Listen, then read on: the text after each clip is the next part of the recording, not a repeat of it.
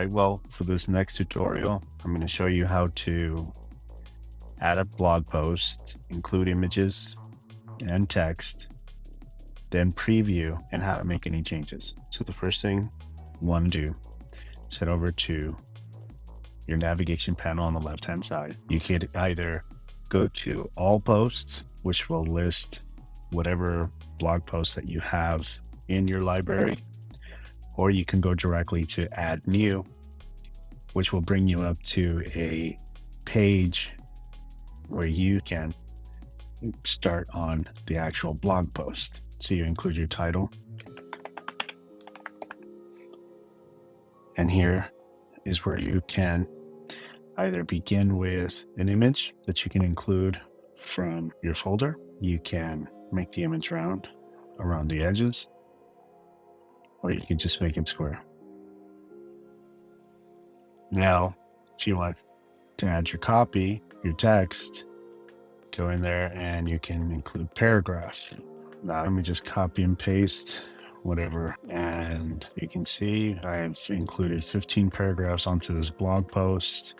We have a title, we have a header image, we got our copy. Anywhere in between all this text, you could also include any other images. So if, let's say here you want a breakpoint and you want to include an image, just follow the same steps and include the image. You could also choose to highlight some text and either make it bold, remove bold, italicize it, or you can make it converted into a link, say www.google.com.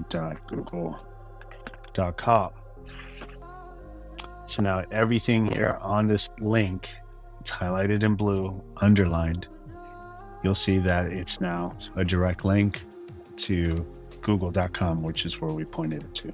Now the image is loaded, we can publish it, or before you publish it, you can also preview, and then you have different formats. So let's say you want to see how it looks on a mobile. That is the mobile view.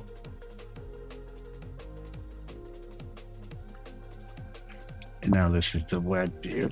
So we have the title, we have the name of the website, tagline, title page to your blog, and then all the rest of the copy, the image, the highlighted, different color, highlighted, underlined link, take us to somewhere else. There's all your copy. People can leave comments if they need to. That's pretty much it for this tutorial. So as you can see, we've created a blog post, added copy, added images, and previewed the end results. Now it may not look how you'd like it to look. That's where a custom website comes into play.